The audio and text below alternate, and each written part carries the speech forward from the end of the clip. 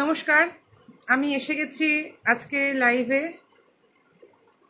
আচ্ছা, আমি দেখতে পাচ্ছি জয়েনিং চলছে আস্তে আস্তে। আচ্ছা, অনিন্দিতা মুখার্জি বলছেন হাই। আচ্ছা, thank you Anindita Mukherjee. Shampa Mukherjee watching. আচ্ছা, আস্তে আস্তে সকলে এসেছে। আমার আজকে একটু আসতে দেরি হয়ে গেল, সেই জন্য আজকে আমি বেশি দেরি করব না, কারণ আমার আজকে ওদিকে বেশি রাত করা একটু প্রবলেম আছে। আমার একটু মানে কাজ আছে, সেই কারণে আমি একটু তাড়াতাড়ি স্টার্ট করে দেবো, ঠিক আছে?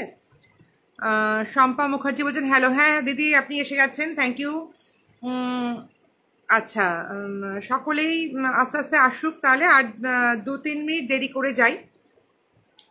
হ্যাঁ, একটু দেরি হয়ে গেছে তো আসতে, ওই জন্য বেশি দেরি করব না।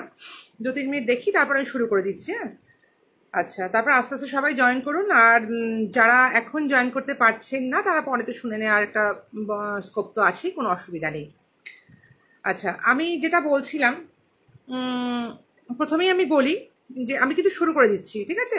আজকে আমি আর দেরি করতে পারছি না, কারণ আমার এমনিতেই আজ দেরি হয়ে গেছে, ওই জন্য আর দেরি করব না। আচ্ছা, শুধু আপনারা একটুখানি কনফার্ম করে দিন যে ক্লিয়ার আছে কিনা। আমার কথা দেখা যাচ্ছে, আমি বুঝতে পারছি, কার নোটিফিকেশনে দেখতে পাচ্ছি আমি, কিন্তু আপনারা শুনতে পাচ্ছেন কিনা জাস্ট একটুখানি আমাকে জানিয়ে দিন যে ক্লিয়ার আছে কিনা আমার সাউন্ডটা, ঠিক আছে? মানে পরিষ্কার হচ্ছে কিনা কথা, এটা একটুখানি আমাকে জানিয়ে দিন। আচ্ছা, হ্যালো দিদি, গুড ইভিনিং। সুদীপ্তা মিত্র বলছে, হ্যাঁ গুড ইভিনিং, থ্যাংক ইউ। আচ্ছা, একটু ক্লিয়ার আছে কিনা একটুখানি বলে দিন, তাহলে আমি বুঝতে পারবো যে সব শোনা যাচ্ছে পরিষ্কার। আশা করছি শোনা যাচ্ছে, আর দেখা তো যাচ্ছে, আমি বুঝতে পেরেছি। অল ক্লিয়ার, বাহ, সম্পাদি বলছে অল ক্লিয়ার, থ্যাংক ইউ দিদি। আচ্ছা, আমি তাহলে স্টার্ট করছি। হ্যাঁ, সুদীপ্তা বলছেন, মিত্র বলছেন অল ক্লিয়ার। আচ্ছা, আস্তে আস্তে আপনারা জয়েন করুন, আমি তাড়াহুড়ো করছি না, যে যার মতো আসছেন আসুন, আমি শুরু করে দিচ্ছি। হ্যাঁ, কারণ 9:30 বেজে গেছে অলরেডি আমার আসতে আজকে। আচ্ছা, আমি প্রথমেই বলি, আমি যেখানে যেখানে যাই আমার ঠাকুরের ঘটনা দিয়ে আমি এটা শুরু করি। আমার ঠাকুরের মাহাত্ম্য জানতে পারলে বা গেলে আজকেও আমি তেমনই বলবো, যদিও আমি আগেও বলেছি এই ধরনের ঠাকুরের ঘটনা, তবু আমি যেখানে যাই আমি চেষ্টা করি সেখানকার। অনিন্দিতা মুখার্জি মধুমিতা চক্রবর্তীকে আচ্ছা কল করছেন, ঠিক আছে। আচ্ছা, যেটা বলছিলাম যে আমি যেখানে যাই সেখানে আমি চেষ্টা করি সেখানকার ঘটনা জেনে আপনাদের কাছে জানাবার। তা আপনারা যারা আমার ফ্রেন্ড লিস্টে আছেন, ফেসবুক ফ্রেন্ড আছেন, তারা সকলেই জানেন যে আমি গত রবিবার দিনও গেছিলাম কয়েকটা জায়গায়, একটু গেছিলাম একই সঙ্গে একই দিনে, মানে তিনটে ধর্মের জায়গায় আমি ঘুরেছি। সেটা হলো খ্রিস্ট ধর্ম, মুসলিম ধর্ম এবং হিন্দু ধর্ম। কারণ এখন রোজার রমজান মাস চলছে বলে আমি মুসলিমদের একটা ধর্মস্থানেও গেছিলাম। আর তার মধ্যে খ্রিস্টান ধর্মদের তো গেছিলামই ব্যান্ডেলে। আর তাছাড়াও দুটো আমাদের ধর্মের, হিন্দু ধর্মের দুটো বড় জায়গায় আমি গেছিলাম। তার মধ্যে একটা হলো বড় মা, সবাই জানেন, আপনারা দেখেছেন।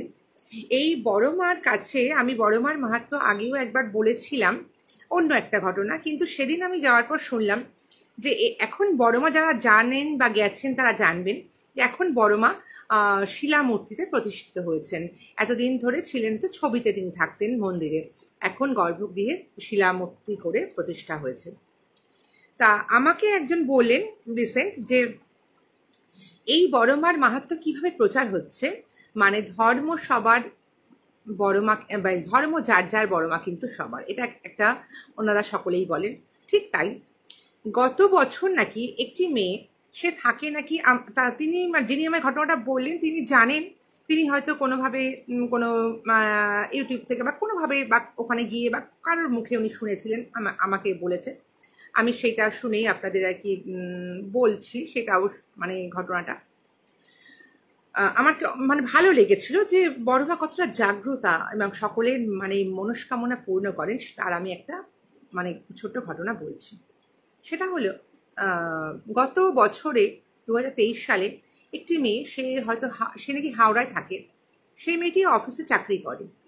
তা মেয়েটি সবসময় মানে মানে কোনোদিন সে মেয়েটি মানে যেহেতু হাওড়া থাকে, সে কিছুদিন আগে পর্যন্ত নাকি কত বছরে, মধুমিতাদি বলছেন হ্যালো, হ্যাঁ মধুমিতাদি থ্যাংক ইউ। আচ্ছা, সেই মেয়েটি মানে বড় মা সম্পর্কে মানে জানতো না আগে। তা 2023 সালে নাকি সে বড় মা সম্পর্কে কোথা থেকে শুনেছে বা জেনেছে, বা এখন তো ইউটিউবের মাধ্যমে সবাই জানতে পারছেন। জানার পরে কি হয়েছে, ওর প্রায় মনে ইচ্ছা হতো যে আমি একদিন বড় মার কাছে যাব, বড় মাকে দেখবো, দর্শন করব। তা ঠিক এইভাবেই একদিন ও বলছে হয়ে উঠছে না। তা মেয়েটির নাকি মানে ভীষণ একটা সমস্যা চলছে। কিরকম সমস্যা? পাপিয়া বন্দ্যোপাধ্যায় বলছেন সেটি, বা থ্যাংক ইউ। আপনার শরীর ভালো তো এখন? আপনার শরীর কেমন আছে আমি আলাদা করে খোঁজ দিতে পারিনি, কিন্তু এখন কেমন আছেন জানাবেন, হ্যাঁ। আচ্ছা, তা সেই মেয়েটি একটা ফ্রাস্ট্রেশনের মধ্যে দিয়ে নাকি কিছুদিন যাচ্ছিল। কিরকম ফ্রাস্ট্রেশন না, মেয়েটির এখন যা বয়স মানে মোটামুটি সে 32-33 বছরের একটা মেয়ে। তার বাবা মা যথেষ্ট বয়স হয়েছে, বেশ যথেষ্টই বয়স হয়েছে আর কি, বৃদ্ধা তারা।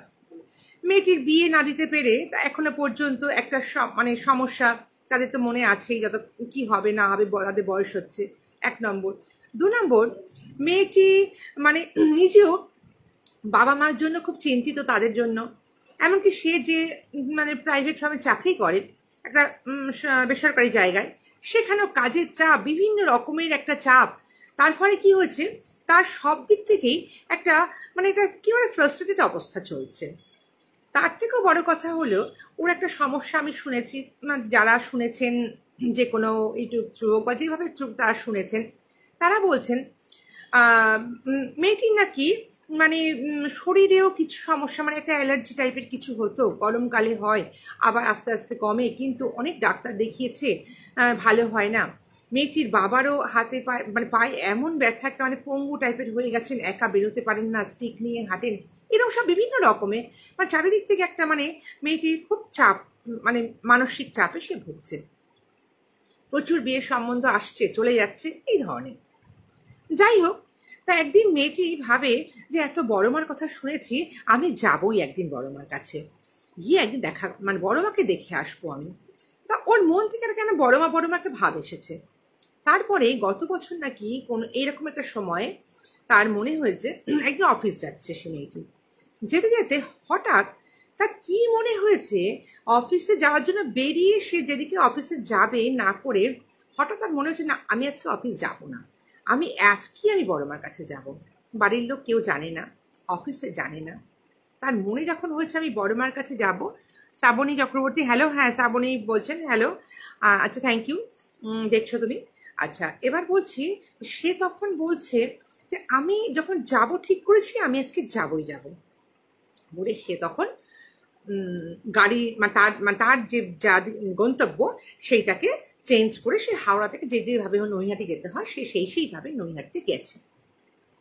গিয়ে সে বড় মার কাছে গেছে, গিয়ে মানে এই শিলামূর্তি স্থাপন হওয়ার পরেই বলছে, কারণ এই শিলামূর্তি তখন পর্যন্ত হয়নি আর কি, মানে যখন ও গেছে তখনও হয়নি, তারপরের ঘটনা বলছে। আচ্ছা, তারপরে সে একদিন গেছে, গিয়ে না পা তখন শিলামূর্তি হয়েছে কিনা বা তখন ছবি ছিল কিনা আমি বলতে পারবো না, গত বছরের ঘটনা বলেছে আমাকে, মানে যিনি বলছেন তিনি বলছেন গত বছরের ঘটনা, মানে গত বছর এরকম সময় মার্চ এরকম সময়, আশা করি তখন বোধহয় হয়নি সম্ভবত শিলামূর্তি। যাই হোক, সে গেছে, গিয়ে মাকে দেখে মাকে তার মনের কথা বলতে মানে সে বলেছে মা তুমি আমাকে এনেছো, আমার খুব মানে আমি ধন্য হয়ে গেছি বলে মাকে সমস্ত কথাবার্তা বলেছে।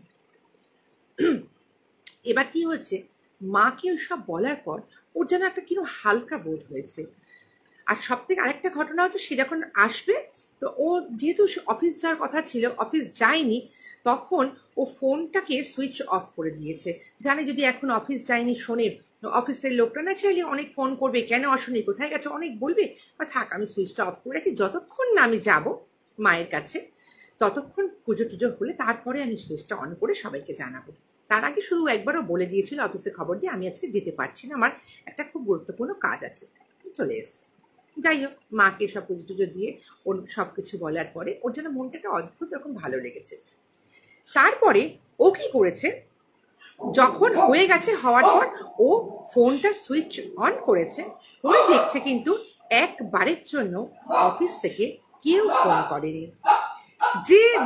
যে নাকি একটু সময় অফিসে না গেলে ফোন করে, সবাই মানে প্রচণ্ডভাবে তারা মানে ব্যস্ত করে, তারা কিন্তু একবারের জন্য ওই টাইমে ফোন করেনি। এবং শুধু তাই নয়, সেই দিনও যতক্ষণ মানে ওই সমস্ত পুজো টুজো করে বাড়িতে আবার ফিরেছে, সেই সন্ধে পরের দিন মানে ওই দিন সন্ধে পর্যন্ত একবারও অফিস থেকে কেউ ওনাকে বিরক্ত করেনি বা প্রশ্নও করেনি। ওই একবার খবর দেওয়ার পরে যে কেন আসুনি, কোথায়, কেন বলে যাওনি, কিচ্ছু বলেনি, যেটা কি হয় গেল ভালো কথা। এইভাবে কিছুদিন বাদে ওর মায়ের প্রতি একটা যেন ও শয়নে স্বপনে সবসময় বড় মাকে দেখতে শুরু করে, ওই মেয়েটি আর কি। তারপরে ওর মনে হয় যে বড় মা যেন আস্তে আস্তে ওর সমগ্র মানে মনটাকে যেন আস্তে আস্তে এটা মানে একটা কিরকম একটা যেন আবেশ তৈরি হয় বড় মার জন্য। ও বলে আবার আমি যাব, শুধু যাব না, ওর মা বাবাকে বলার পর বলে তোমাদেরকে নিয়ে যাব। এবারে ওর বাবা বলেন যে দেখ দেখ আমি কি করে যাব, আমার তো পায়ের এই অবস্থা, দীর্ঘ 3-4 বছর 5 বছর হয়ে গেছে বাবা কোথাও বেরোয়নি বাড়ি থেকে, কারণ বেড়াতে দূরের কথা বেরোনো সম্ভবই না, কারণ তার পায়ে এত ব্যথা, তিনি না ধরে হাঁটতে পারেন না। তখন মেয়েটি বলে যে না, তোমাদেরকে আমি নিজে নিয়ে যাব, গাড়ি করে যেভাবে হোক মায়ের কাছে তোমাদের আমি নিয়ে যাব। যেই কথা সেই কাজ, ও আরেকদিন বাবাকে আর মাকে নিয়ে গাড়ি করে বড় মার কাছে গেছে। আবার একবার গিয়ে বলছে বাবাকে, বলছে বাবা তুমি প্রণাম করো মাকে, বলে মনের কথা জানা বাবাকে মাকে তুমি প্রণাম করো।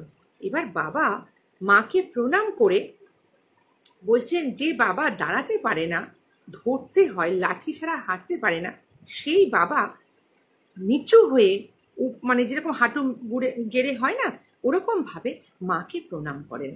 এবং এত সুন্দর বলছে করতে পেরে, বলছে বাবা নিজেই অবাক যে কি করে আমি পারলাম, যে পা আমি ভাঙতে পারি না, আমি হাঁটতে চলতে পারি না, সে আমি কি করে মাকে প্রণাম করতে পারলাম। ওরা তো চোখে জল বেরিয়ে গেছে যে বাবা মানে পুরোপুরি সুস্থ হয় না, কিন্তু বাবার এই যে একটা চেঞ্জ, র্যাডিক্যাল একটা চেঞ্জ হলো শারীরিক, মানে ভীষণ খুশি হয়েছে। যাই হোক, এটা তো হয়ে গেল। তারপর সে বাড়িতে আসে, কিছুদিনের মধ্যে কি হয়, তার একটা সম্বন্ধ আসে। সেই সম্বন্ধটা আস্তে আস্তে কিন্তু বেশ ছেলের বাড়ি থেকে এসে কথাবার্তা বলে মোটামুটি ঠিক হয়ে যায়। তারপরেও আবার এই সম্বন্ধটা আস্তে আস্তে কিন্তু ডিটাচ হতে থাকে এই ছেলেটির সঙ্গে মেয়েটির। তখন ও আবার ভাবে যে বাপ একটা যদি বা সম্বন্ধ এলো, এরকম একটা ভালো হলো, মা বাবা শান্তি পাচ্ছিল, আবার তাহলে কি সেই আবার একটা গন্ডগোল শুরু হবে। যাই হোক, এইটা ভাবতে ভাবতে তার আবার হঠাৎ সে দেখে যে সেই ছেলেটি দীর্ঘ 3 মাস বাদে আবার ওকে ফোন করে। শুধু ফোন নয়, ফোন করে তার মা বাবাও জানায়, ওর মেয়েটির মা বাবাকে, যে ছেলেটি কিন্তু এদের সঙ্গে ভালো লাগেনি বলে না, এদের ফ্যামিলিও ভালো লেগেছে, মেয়েটিকেও ভালো লেগেছে, কিন্তু তার একটা অফিসে একটা সমস্যা তৈরি হয়, সেই সমস্যাটার সমাধান না করে ও চাইছিল না যে আবার একটা নতুন করে কোনো সম্পর্কে জড়াতে। সেই কারণে ওরা আর কি মানে ওই ছেলেটি কিছুদিনের জন্য এই মেয়েটির সঙ্গে সম্পর্কটা একটু অফ রেখেছিল, কথা বলাটা বন্ধ রেখেছিল। যাই হোক, তারপরে আবার বড় মায়ের কৃপায় ওদের কিন্তু সম্পর্কটা আবার ঠিক হয়ে যায় দুই পরিবারের সঙ্গে, এবং তাদের মানে বৈবাহিক সূত্রটা আবার তৈরি হয়ে যায়, বন্ধনটা হয়। আর সব থেকে আরেকটা কথা হলো, ওই মেয়েটির যার ওই বললাম যে অ্যালার্জি একটা বিভিন্ন একটা মানে গায়ে গরম হলেই একটা গায়ে অ্যালার্জি হতো, সেইটা কিন্তু কোনো কারণে মায়ের কাছে যাওয়ার পর থেকেই আস্তে আস্তে কোনো ডাক্তার যেটা ভালো করতে পারেনি, মা সেটা ভালো করে দিলেন। ও সেই অ্যালার্জিটাটা ভালো তো হয়েই গেল, সেই দাগ র্যাশ সমস্ত বন্ধ হয়ে গেছিল। এটা একদম কিছু রিসেন্ট গত বছরের ঘটনা। মায়ের কৃপাতে এই মেয়েটি এবং মেয়েটির পরিবার সব দিক থেকে কিভাবে যে মানে ভালো শান্তি পেয়ে গেল, সুস্থ সবল হয়ে উঠলো আস্তে আস্তে, তার প্রমাণ নাকি এই মেয়েটি মানে মানে যে মায়ের কাছ থেকে পেয়েছে সেটিও জানিয়েছে। এবং যেখান থেকে আমার ঘটনাটা যারা বলেছে, তারা বলেছে এই ঘটনাটি কি বহুল প্রচারিত এবং বিভিন্ন জায়গায় নাকি এই খবরটা মেয়েটি নাকি প্রচার করেছে। যাই হোক, এছাড়া তো আরও অনেক ঘটনা আমি আগেও বলেছি আছে, কিভাবে এই বড় মা ভবেশকালী থেকে, যিনি ভবেশ চক্রবর্তী মানে প্রতিষ্ঠা করেছেন, তার থেকে আজকেই মানে বিশ্ববিখ্যাত বড় মায় পরিণত হয়েছেন। এই বড় মা সকলের মনস্কামনা ভীষণভাবে পূর্ণ করেন। যাই হোক, আমি তো আগেও গেছি, এই নিয়ে আমি তৃতীয়বার গেলাম। তবু আমি গত রবিবার যাওয়ার পর এই ঘটনাটা যখন জানতে পারলাম, তখন মনে হলো যে আপনাদেরকে আরেকবার এই আরেকটা ঘটনায় যে জানতে পারলাম বলে আমি আমার দ্বিতীয় ঘটনায় যাব। প্রথমে আমি মায়ের একটা ঘটনা বললাম। আচ্ছা, আপনাদের কেমন লাগলো? মধুমিতা চক্রবর্তী বলছেন খুব ভালো লাগলো ঘটনাটা। একদম আমারও ভীষণ ভালো লেগেছে। ইতালিদি দেখছেন, থ্যাংক ইউ ইতালিদি। আচ্ছা, আমার যেহেতু ভালো লেগেছে বলেই আমার তো যেতে ভালো লাগে এবং আমি যাইও, যখন যেখানেই সময় সুযোগ পাই আমি চট করে চলে যাই। আচ্ছা, পাপিয়া বন্দ্যোপাধ্যায় বলছেন ভেরি নাইস। হ্যাঁ, সত্যি কথাই, মানে এত সুন্দর লাগলো বলে আমি আপনাদের ঘটনাটা জানালাম। কারণ বড় মার সম্পর্কে বলার আর কোনো অবকাশ নেই বা সকলেই জানেন, তবুও আমি যেটুকু জানতে পারলাম আমি বলার চেষ্টা করলাম। আশা করি আপনাদের সকলের ভালো লেগেছে। আচ্ছা, সম্পাদি বলছেন জয় বড়মা। হ্যাঁ দিদি, একদম যে বড়মা সত্যি নাকি, মানে ভক্তের ডাক বড়মা নাকি সব সময় শোনেন। আচ্ছা, আমারও ভীষণ ভীষণ ভালো লাগে বড়মার ওখানে যেতে। আমি এতদিন জানতাম না, যখন থেকে জেনেছি এ নিয়ে তৃতীয়বার আমি গেলাম বড়মার কাছে। আচ্ছা, চলে আসি এবার আমি আমার দ্বিতীয় ঘটনাটাতে, মানে যে আসলে এই ধরনের ভৌতিক ঘটনাতে আমি চলে আসছি। সুদীপ্তা মিত্র বলছি জয় বড়মা, একদম। আচ্ছা, এবারে আমি বলছি যে ঘটনাটা আগের দিন যেটা দিয়ে আমি শেষ করতে বলেছিলাম, শেষ করতে পারিনি, দীপালিদির ঘটনা। আচ্ছা, দীপালিদির ঘটনা তাহলে আগে বলিনি, তারপর আমি অন্য ঘটনাটা বলবো, কারণ ঘটনাটা বড় আছে। আচ্ছা, দীপালিদি আপনি শুনছেন কিনা জানি না, আগের দিন তো আমি বলতে পারিনি, যে শেষ হয়ে সময়টা চলে গেছিল। আচ্ছা, আজকে আপনার ঘটনা দিয়ে শুরু করছি, যদিও ঘটনাটা ছোট বলে আগে বলছি। দীপালিদি যিনি আমাকে ঘটনাটা দিয়েছেন, দীপালিদির কাকা ধানবাদে তখন চাকরি করতেন একটা কলিয়ারিতে।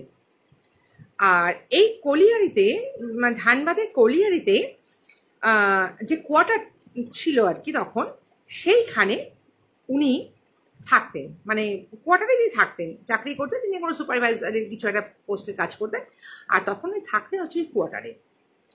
আর তখন কি হতো, যেহেতু একে কলিয়ারি অঞ্চলটা তো একদম মানে ভীষণ ইন্টেরিয়ারে হয়, ফাঁকা জায়গা, একদম ফাঁকা জমি, ধানি জমি, বা একদম সেখানেই কোয়ার্টারগুলো। লোক বসতি তখন আরও কম ছিল এখনকার থেকে, তখন আরও কম ছিল। যাই হোক, এমন একটা জায়গায় দীপালিদির কাকা থাকতেন, এবং তিনি একা থাকতেন, কারণ ওনার পরিবার থাকতেন হচ্ছে অন্য কোনো জায়গায়, মানে ধানবাদের ওইখানে কলিয়ারি যেখানে ওনার কর্মস্থল, সেখানে নয়। ওখানে যখন থাকতেন বা যখন উনি ট্রান্সফার হয়ে ওখানে যান, তারপরে মোটামুটি মাস 3-4 কেটে গেছে। সেই সময়টা ছিল বৈশাখ মাস, চৈত্র বৈশাখ মাস উনি আমাকে বলেছেন, মানে মার্চ এপ্রিল এরকম সময় আর কি, মানে এপ্রিল মে এরকম সময় আর কি, বা এই এখন যেরকম সময়টা চলছে এরকম সময়। এবারে উনি যখন যাওয়ার 3-4 মাস বাদে আস্তে আস্তে আশেপাশের লোকদের, মানে হিন্দি ভাষী সাধারণত ওখানকার লোক, তাদের সঙ্গে ওনাদের খুব আলাপ টালাপ হয়ে গেছে। আর উনি সাধারণত কি করতেন, উনি যেহেতু একটা হোমিওপ্যাথি ট্রিটমেন্টও মানে পড়ে হোমিওপ্যাথি মানে চিকিৎসা উনি করতে পারতেন, এটা ওনার একটা নেশা ছিল, পেশা নয়। সেখানে কি হতো, যেহেতু তখনকার দিনে ওইসব জায়গায় তো একটু ডাক্তারের ব্যাপারটাও কম ছিল, সেই কারণে ওনাকে কলিয়ারি যেখানে উনি মানে যে কোয়ার্টারে থাকতেন, আশেপাশের লোকরা ওনাকে মানে ম্যানেজার বাবু হিসেবে তো মান্য করতোই, তাছাড়াও যেহেতু মানে ওষুধপত্র দিতেন বিনা পয়সায়, ভালোবাসতেন সবাইকে, গ্রামের লোকরাও আস্তে আস্তে কি করতো, মানে ওনাকে সবাই ডাক্তারবাবু বলা শুরু করলো।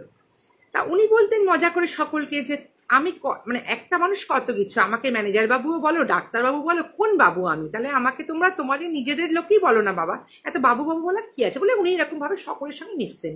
আমাকে দীপালিদি বলেছেন যে কারণ ওনার কাকা নাকি সেই সময় ওরকম মানে ভীষণ একটা মানে মিশুকে মানুষ ছিলেন।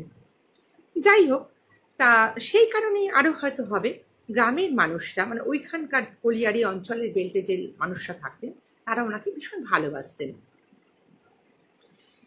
এরকম মানে অচিরেই 3-4 মাসের মধ্যেই ওই দীপালিদির কাকার সঙ্গে ওখানকার লোকেদের খুব ভালো একটা সম্পর্ক করে উঠেছিল। মানে যারা কলিয়ারির যারা মানে কাজ করতো, মানে মানে মজুর হিসাবে বা যে কোনো পোস্টে, তারাও যেমন ভালোবাসতো, তেমনি কলিয়ারি ওনার সমান যে সমস্ত সুপারভাইজাররা বা অফিসাররা ছিলেন, তারাও কিন্তু ওনাকে সেমনই খুব ভালোবাসতো। বা আশেপাশের গ্রামের লোকরা, তার আত্মীয় স্বজনরা, বাজারের দোকানের লোকরা, বাজারের লোকরা, তারা সবাই খুব ওনাকে ভালোবাসতো, এক ডাকে চলে আসতো। যাই হোক, এরকম 4-5 মাস পরে এই যে সময়টা, এই বললাম মার্চ এপ্রিল মাসের মানে এরকম একটা সময়, মানে বৈশাখ মাস পড়বে এরকম, চৈত্র বৈশাখে একদিন সন্ধ্যাবেলায় উনি এখন ফিরে এসেছেন বাড়িতে। প্রায় সন্ধ্যা হয়ে গেছে, 7-8টা বাজে। হঠাৎ দীপালিদি বলছে, আমার কাকা বলছে যে উনি হঠাৎ জানলাটা খোলা, জানলা দিয়ে তাকানোর আগে উনি একটা হঠাৎ খুব শব্দ পেয়েছেন, মানে জানলা দিয়ে তো খোলা, একটা জোর একটা ভীষণ শব্দ। আর মানে ঝড়, হঠাৎ করে একটা ঝড় উঠেছে। আর ঝড়টা উঠে কিন্তু জাস্ট বৃষ্টিটা অল্প অল্প, মানে খুব জোরে কিন্তু নয়, কিছুটা মানে ঝিঝি মানে মানে ঝমঝমে তখন আসেনি, অল্প বৃষ্টি পড়ছে। আর একটা মানে প্রচন্ড পরিমাণে বাজ পড়েছে। ঝড়টা থেমেছে আর বাজটা পড়েছে, তারপর বৃষ্টিটা শুরু হয়েছে। আর ওই বাজটা পড়তেই কি হয়েছে, উনি চমকে উঠেছেন, কারণ ঘরের জানলাটা খোলা ছিল। ওই জানলাটা দিয়ে উনি মানে দেখলেন একটা প্রচন্ড একটা মানে বাজের যে আলো হয়, ওই আলো না আগুনের মতো একটা হলকা ওনার জানলা দিয়ে যেন মনে হয় ঘরে চলে এসছে।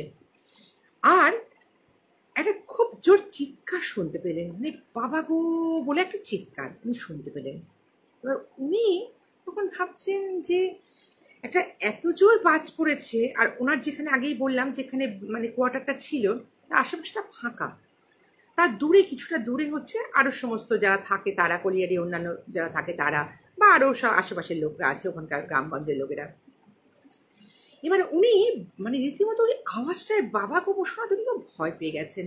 মানে জানলাটাকে মানে খোলা তো ছিল, উনি ভালো করে জানলার কাছে গিয়ে দেখছেন যে তারপরে মানে ওই যে বাজের মানে যে বাজটা পড়েছে, উনি মনে করলেন নিশ্চয়ই আমার মানে কাছাকাছি, মানে যেখানে কোয়ার্টার তার খুব কাছে নিশ্চয়ই বাজটা পড়েছে, নাহলে এত জোর আওয়াজ হতে পারে না। আর তারপরে উনি জানলাটা খুলে, মানে খোলা তো ছিল, উনি ভালো করে আরো কাছে গিয়ে দেখছেন, তখন জোর বৃষ্টি শুরু হয়েছে। আর বিদ্যুৎ মানে মারাত্মক তখন বিদ্যুৎ চমকাচ্ছে। আগে যেমন একবার একটা বিদ্যুতের মানে বাজের একটা ঝলক এসেছিল, তখন বিদ্যুৎ চমকাচ্ছে আর মানে সাদা হয়ে যাচ্ছে। তার মধ্যে উনি দেখতে পাচ্ছেন একটা দূরে একটা জায়গায় যেন মনে হচ্ছে কেউ একটা মানে ছটপট ছটপট করছে, মানে মাটিতে জল জল জমে আছে ওই একটা মানে মাঠটার মধ্যে। আর পাশে একটা মরা খেজুর গাছও আছে, মানে খেজুর গাছটা একটা মরাই, মানে ওটা একটা উনি আগেও দেখেছেন। প্রথম উনি ভাবলেন যে খেজুর গাছটা ওরকম মরাকে, তারপর মনে ওটা তো মরাই, মানে একটা কোনোদিন বাজ পড়েছিল মানে খেজুর গাছটা যেরকম হয় না, পোড়া পোড়া খেজুর গাছটা ওখানটা আছে, মরা খেজুর গাছ। ওই খেজুর গাছটা দেখা যাচ্ছে, আর কেউ একজন লোক ছটপট ছটপট করছে ওই মানে মাটিতে জল কাদাটার মধ্যে। উনি তো মানে পরিষ্কার বুঝে গেছেন ওটাতে কেউ একটা নিশ্চয়ই বাজ পড়েছে, বাজ পড়ে কিছু একটা হয়েছে। উনি সঙ্গে সঙ্গে প্রচন্ড ভয় পেয়ে একটু বৃষ্টিটা থামার অপেক্ষা করেছেন।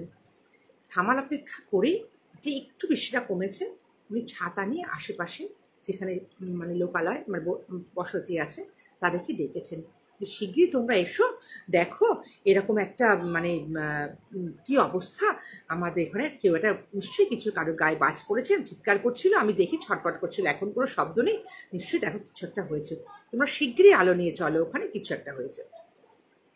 তখন তো যেহেতু বাবু বলেছে, কেউ বলে ডাক্তার বাবু, কেউ বলে ম্যানেজার বাবু, যেহেতু উনি ওনাকে সবাই মান্য করে, উনি বলেছেন মানে দীপালিদির কাকাকে যেহেতু বলেছেন, সবাই মিলে বৃষ্টিটা একটু থামতেই যে যার মতো ছাতা টাতা নিয়ে ওখানে আলো টর্চ তারপরে হেলিকেন যে যার মতন একটু বৃষ্টি কমতেই গেছে সেখানে, যেখানটা উনি বলেছেন ওনার বাড়ির পাশ দিয়ে রাস্তা দিয়ে পিছনে যেতে হয়। গিয়ে যখন সবাই দেখছে যে সেখানে কেউ নেই, পরিষ্কার, মানে কেউ পড়ে নেই। আর সব থেকে বড় কথা হলো, যখন সবাই বলছেন ডাক্তারবাবু আপনি যে বললেন এখানে কেউ পড়ে চিৎকার করছে, আপনি দেখেছেন ছটফট করতে বিদ্যুতের আলোতে, কিন্তু কেউ তো নেই এখানে। আর যদি কেউ আপনি যেরকম বললেন যদি কেউ এরকম হয়ও বাজ পড়ে বা কিছু হয়, সে তো এইটুকু সময়ের মধ্যেই অন্ধকারে একা দৌড়ে চলে যেতে পারবে না।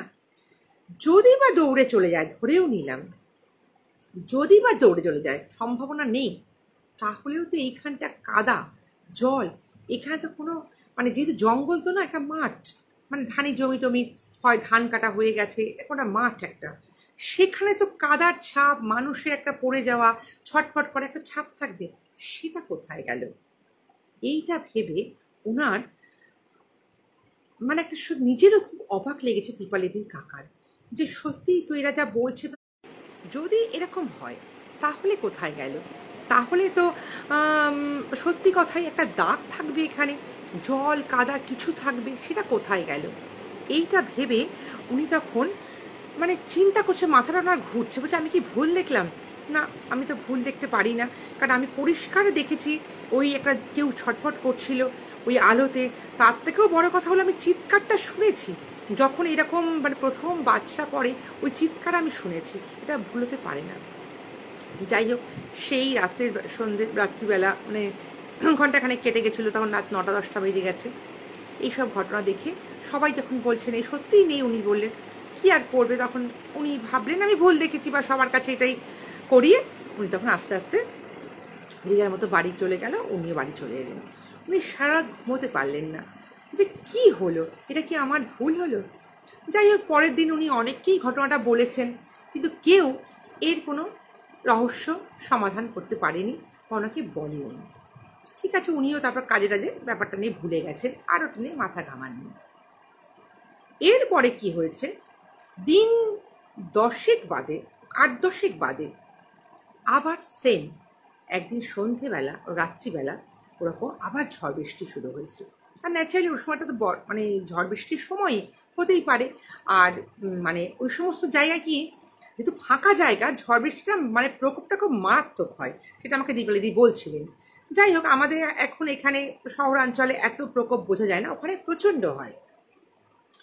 সেই রকম একটা সময় আবার 10-12 দিন বাদে আবার উনি এরকম একটা বাজের আওয়াজ পান, আবার সেম চিৎকারও আওয়াজ পান। তখন উনি বলেন, না এটা তো সেই দিনটার মতো লাগলো, আজ আমাকে ব্যাপারটা সজাগ থাকতেই হবে। যখন বৃষ্টিটা একটু কম মানে মানে ঝড়টা একটু কমে গেল, বাজের আওয়াজটা বন্ধ হয়ে গেল, বৃষ্টিটা তখন শুরু হলো আগের দিনের মতো জোর, এবং বিদ্যুৎ চমকানোটা ঘন ঘন হতে লাগলো। উনি সজাগ দৃষ্টিতে জানলায় দাঁড়িয়ে একভাবে দেখতে লাগলেন, আজ আমি দেখব যে আর কিছু হয় কি না, না হলে ভালো। আগের দিনের কথাটা না মাথায় চলে এলো। উনি একভাবে ঠায় জানলার দাঁড়িয়ে রইলেন। প্রায় এরকম মিনিট 10 কাটার পর খুব বৃষ্টিটা আরো মুষলধারে হলো, বিদ্যুৎ প্রচণ্ড চমকাচ্ছে। হতে হতে একটা সময় উনি আবার হঠাৎ দেখলেন এবং শুনলেন, চিৎকারটা তো আগে শুনেও ছিলেন ওরকম সেম চিৎকার, কিন্তু তখন কিছু দেখতে পাননি। কিন্তু এখন দেখলেন আবার কেউ একটা ওই জায়গা, ওই মাঠের ওইরকম সেম একটা জায়গায়, ওই গাছটার ঠিক তলাতেই, মানে ওই খেজুর গাছটার তলাতেই, মরা খেজুর গাছের তলাতে একজন লোক আবার ছটফট করছে ওই আলোতে, বিদ্যুৎ চমকাচ্ছে, উনি দেখছেন। এবার উনি বলছেন, না আজকে তো আমি আগে লোক ডাকবো না, আমি ভালো করে দেখবো, কারণ আমার সেদিনকে সবাই যা যা বলেছে, যা ঘটনা, পুরো ভুল প্রমাণিত হয়েছি আমি। আর উনি যেহেতু একজন এরকম একটা মানুষ, ন্যাচারালি উনি তো উল্টো পাল্টা ভাবেন না, মানুষের কাছে খেলো হয়ে যাবেন, ওনার সেই একটা চিন্তা আছে। বলছে আজকে আমি কাউকে লোক ডাকবো না, আমি ভালো করে দেখবো আজকে। তা উনি ভালো করে দাঁড়িয়ে অনেকক্ষণ দাঁড়িয়ে রইলেন। যখন যখন বিদ্যুৎটা চমকাচ্ছে তখন তখন ওই আলোয় কিন্তু উনি দেখছেন একটা মানুষ এরকম ছটফট ছটফট করছে। উনি বলছেন, না এবার তো অনেকক্ষণ হয়ে গেছে, আমি একদম নিশ্চিত যে আমি চোখে ভুল দেখছি না, আমি যা দেখছি ঠিক দেখছি। এখন বৃষ্টিটা থামলেই আমি দাঁড়িয়ে থাকি এখানে, বৃষ্টি থামলেই আমি বেরোবো, আজকে আর ছাতা নিয়ে বেরোবো না। এই ভেবে কি করছেন, উনি ঠায় দাঁড়িয়ে আছেন ওইখানে। আর যতবার উনি দেখেছেন যে বিদ্যুতের আলোটা ঝলকাচ্ছে, ততবার ওই আলোয় দেখেছেন একজন মানুষ ছটফট করছে, মানে পুরো বডিটা মানে কাটা ছাগলের মতো মাটিতে ছটফট করছে, কিন্তু শব্দ হচ্ছে না, কিন্তু ছটফট করছে, দেখতে পাচ্ছেন ঠিক ওই গাছতলাটার তলায়, খেজুর গাছ তলায়।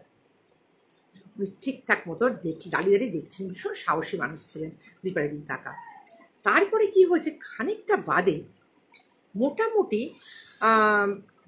এরকম মানে 15-20 মিনিট হওয়ার পর, মানে বৈশাখ মাসে কি হয় বৃষ্টিগুলো ওরকম হয়, আবার কিন্তু 15-20 মিনিট বাদেই কিন্তু সব পরিষ্কার পরিচ্ছন্ন হয়ে যায়, আবার আস্তে আস্তে কিন্তু আকাশে তারা ফাড়াও ফোটে, এরকম আর কি। যাই হোক, উনি যখন দেখলেন বৃষ্টিটা একদম থেমে গেছে, তখন উনি বললেন না, এবার আমি দেখেছি বৃষ্টি থেমে গেছে, শেষ যখন বিদ্যুৎ চমকেছে সেই আলোতেও আমি দেখেছি ওই বডিটা ওখানে ছটফট করছিল। তার মানে কেউ একজন সত্যি ওখানে আছে। এবার আমি চাই লোক নিয়ে আমি ওখানে যাব। তারপরে উনি কিন্তু একা উনি যেতে সাহস পাচ্ছিলেন না, যে একা যাব সেটা ঠিক ঠিক হবে না। আর যদি আবার বাজ পড়ে সেখানে বডি ধরতে নেই, অনেক কিছু ব্যাপার আছে ওনার একটা মাথায় সেগুলো ছিল না, আমি লোক নিয়ে যাব। কিন্তু আমি আজকে নিশ্চিত বডি ওখানে কেউ একটা আছে, সে জীবিত হোক অমৃত। তখন উনি কি করেছেন, আস্তে আস্তে বৃষ্টি কমার পর গেছেন, ওনার পরিচিত দু একজনকে ডেকেছেন, সকলকে আর ডাকেনি। ডেকে তাদেরকে বলেছেন চলো তো একটা জায়গায় যাব দেখতে। বলছি কি হলো আজকে, আবার কি হয়েছিল? আমার চলো না, গিয়ে একটা জায়গায় আমার যে কাল সেদিকে যে ঘটনাটা ঘটেছিল আজকে আমি একটুখানি সেখানে তোমাদেরকে দেখাবো, চলো। বলে দুজন তিনজনকে, ওনার খুব পরিচিত যারা ওকে ভালোবাসেন বা বিশ্বাস করেন তাদের দুজনকে নিয়ে গেছে। নিয়ে গিয়ে ওই যে জায়গাটা আগের দিন গেছিল সেই জায়গাটায় গিয়ে আস্তে আস্তে দাঁড়িয়েছেন। দাঁড়িয়ে দেখছে সত্যিই তো, যে যা টর্চ যা নিয়ে গেছে মেরে দেখছে আগের দিনের মতো ওইখানে কেউ নেই, ওইখানটা ফাঁকা। এমনকি ওখানে কোনো মানে যে কেউ পড়েছিল এতক্ষণ, এই যে বৃষ্টি হলো কাদা হয়েছে সেখানে কোনো ছাপ নেই, কোনো চিহ্ন নেই। তখন যাদেরকে উনি নিয়ে গেছিলেন তার মধ্যে দুজন মানে ছিলেন, এমন দুজন লোক ছিলেন যে ভদ্রলোক দুজন বেশ বয়স্ক। তারা বললেন ঠিক আছে, তুমি আগের দিনও বলেছিলে, আমি শুনেছিলাম, আজকে যে ঘটনাটা বললে তোমাকে আজকে আমি কিছু বলবো না, তুমি বাড়ি যাও, আজকে তোমাকে দিয়ে দিই, কালকে তোমাকে আমি দিনের বেলা একটা ঘটনা বলবো, বলার পর তুমি যেটা মানবে বা বুঝবে বা জানবে সেটা তুমি শুনবে বা বিশ্বাস করবে বুঝবে, আজকে কিছু তোমাকে বলবো না। এই বলার পর উনি যদিও ওনার দীপালিদি কাকা ভীষণই মানে সাহসী মানুষ ছিলেন, উনি তবুও একটা কিরকম একটা দোনা মোনা ভয়ে একটা মনে এসে গেছিল যে দুদিন এই ঘটনা দেখলাম এবং আমি একা দেখলাম, আমি ভুল প্রমাণিত হলাম, দুদিনই লোকের কাছে আমি খেলো হয়ে যাব না একটা, সেটা ওনার মাথার মধ্যে ভীষণ ঘুরছে। যাই হোক উনি তখন অনেক রিকোয়েস্ট করেছিলেন যে না আজকেই বলুন না কি হয়েছে, ওরা কেউ রাজি হয়নি বলতে। ওই দুজন বয়স্ক ভদ্রলোক ছিলেন, আরও যারা যারা এসেছিলেন ওনার খুব তাকে ওনার মানে এনাকে খুব ডাক্তারবাবু বলে সম্মান করতেন সবাই, তারপরে না কাল বলবো। যাই হোক আস্তে আস্তে যে যার বাড়ি চলে এলো। ওই রাত্রে দীপালিদির কাকা ঘুমোতে পারেননি, ওই একটাই চিন্তায় যে কী হলো, কি দেখলাম, কেন দেখতে আর পরে পেলাম না, কেন কেউ দেখতে পাচ্ছে না আমি পাচ্ছি, এই নিয়ে ওনার একটা খুব চিন্তা হতে লাগলো। ওদিনকে উনি রাত্রে মানে ঘুমাতেই পারলেন না। পরের দিন উনি অফিসে গেলেন না, বললেন না আজকে সকালেই এটা সমস্যা আমার রহস্য সমাধান করতেই হবে, নাহলে আমি থাকতে পারবো না, আমার মাথার মধ্যে একটা ঘুরপাক খাচ্ছে। যাই হোক এরপরে উনি সেদিনকে সকালবেলা উঠেই ওই ওনাদের বাড়িতে গেলেন। তো ওনারা বলছে এত সকালে তুমি এসেছো এখনই? বলছে আমি কালকে ঘুমাতে পারিনি, আপনারা আজকে আমাকে বলুন আগে কি আপনারা বলতে চাইছেন বা বলবেন। তখন উনি বললেন ঠিক আছে তুমি যখন শুনতে চাইছো তাহলে শোনো।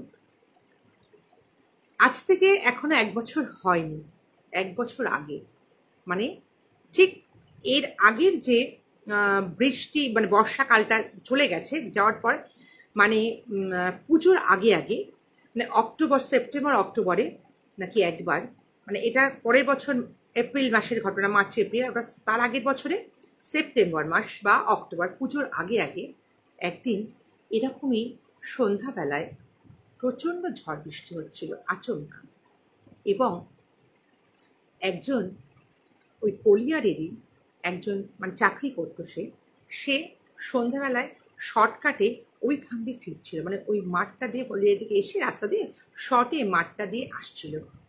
ওইখান থেকে আসার সময় ওই দিন সন্ধ্যাবেলা ঠিক ওরকম একটা বাজ পড়ে, প্রচণ্ড পরিমাণে বাজ পড়ে।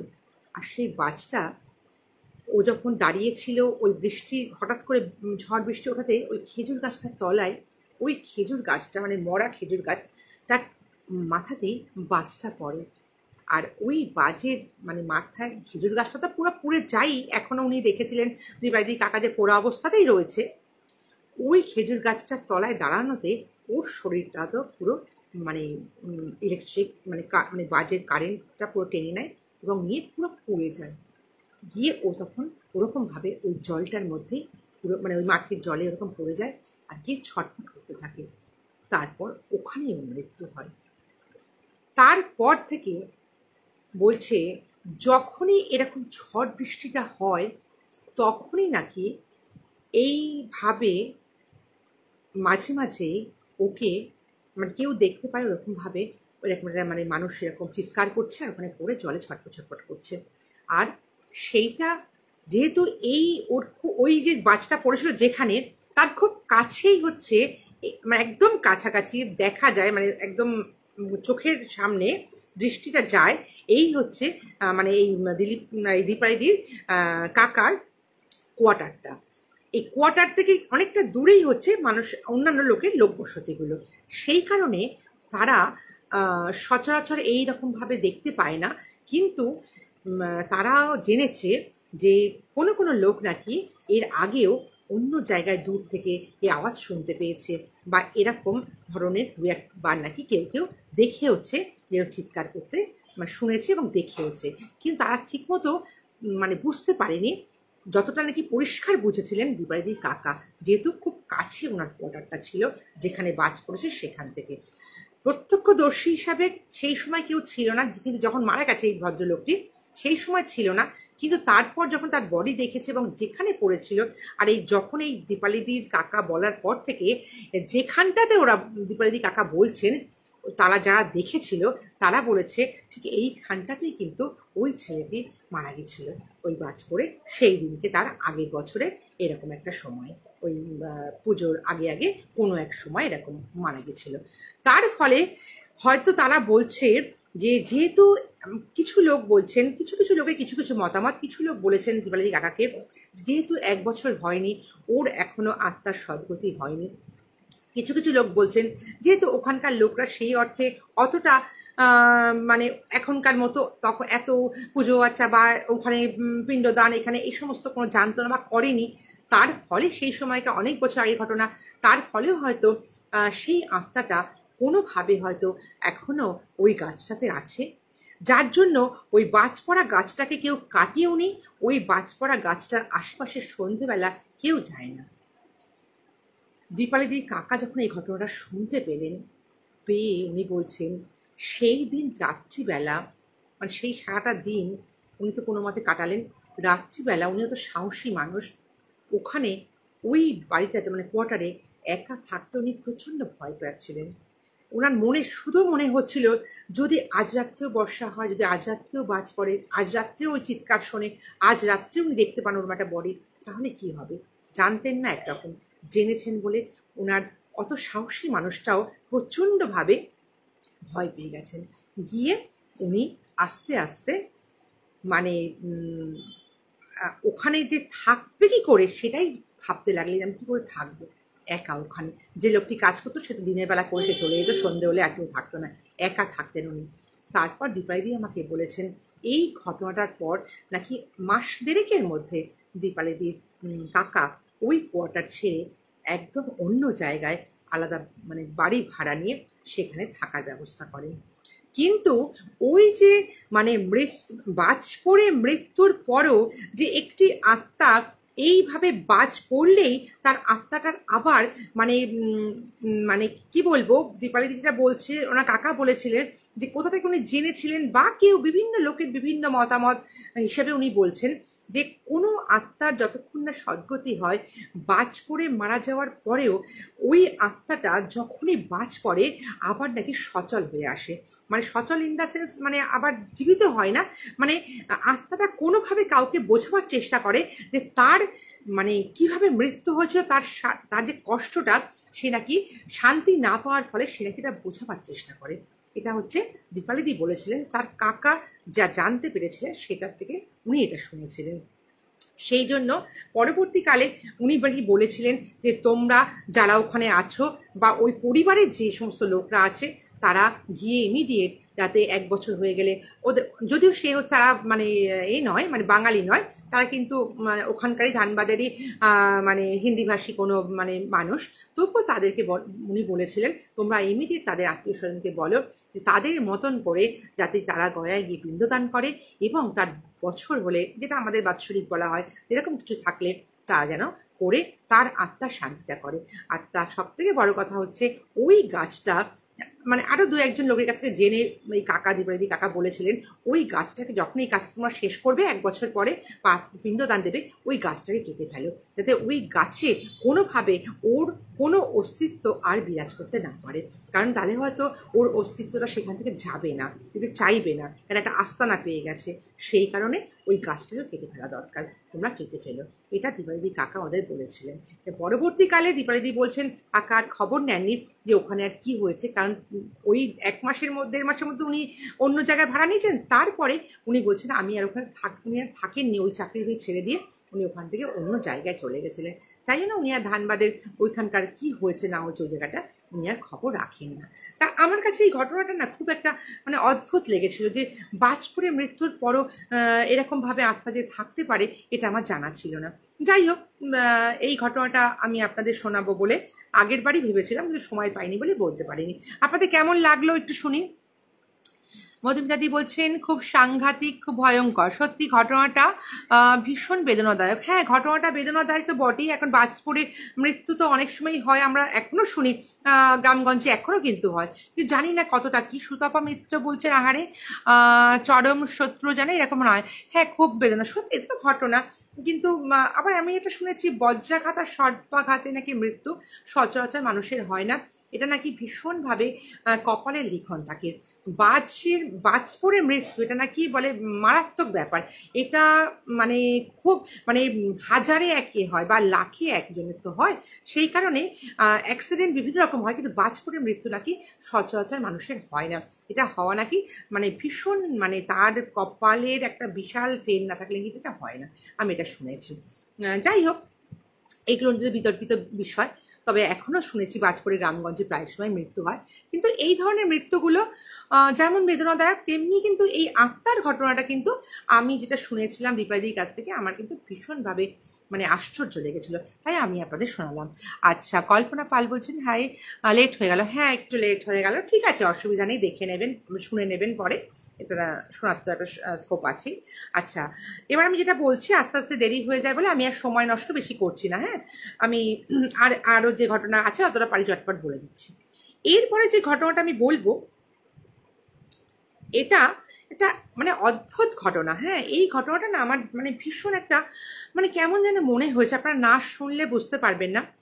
মানে আত্মা যে কত রকম ভাবে মানুষের কত মানে আধারকে মানে একটা তৈরি করে তার মধ্যে দিয়ে মানে কত কিছু প্রকাশ করে, এটা জানি না কতটা সত্যি কতটা হয়, বা হয়তো বটেই, না এগুলো শুনলাম কি করে। আমি আগের বারে বলেছিলাম এরকম একটা আত্মার ঘটনা, কলকাতার একদম খুব কাছের একটা ঘটনা আমি বলেছিলাম। যাই হোক, লাউঘাটের একটা ঘটনা, সেটা যদি হয় এখনকার দিনে, গত 2 মাস আগের ঘটনা, তাহলে এগুলো কেন হবে না, হতেই পারে। যাই হোক, বিশ্বাস করা না করা তো যার যার ব্যাপার। এখানে আমরা কখনো বলি না যে বিশ্বাস করতেই হবে। যারা বিশ্বাস করবেন বা ঠিক আছে, যারা বিশ্বাস করবেন না তারা জাস্ট গল্পের মতন করেই আপনাকে নিন, এছাড়া তো আর কিছু নয়। আর বিশ্বাস করার কোনো বাধ্যবাধকতা নেই এখানে, আমি নিজেও সেটাই মনে করি এবং সবাইকে তাই বলি। যাই হোক, এবার যে মানে থার্ড ঘটনাটা বলবো সেটা হলো, আমাকে যিনি বলেছেন জেঠিমা, উনি থাকতেন, ওনার পূর্বপুরুষ, মানে পূর্বপুরুষ বলবো না, ওনারাই থাকতেন অনেক, মানে এখন ওনার অনেকটাই এজ হয়ে গেছে, ওনারা থাকতেন বাংলাদেশের বরিশালে, তখন আর কি সেই সময়। তা তখন তিনি খুব ছোটই ছিলেন। উনি বলছেন ওনার জানা ঘটনা, দেখা ঘটনা একটা, মানে দেখা শোনা ঘটনা, তখন উনি খুব ছোট ছিলেন, কিন্তু ঘটনাটা বলছে আমার এখনো বেশ ভালো মানে মনে আছে।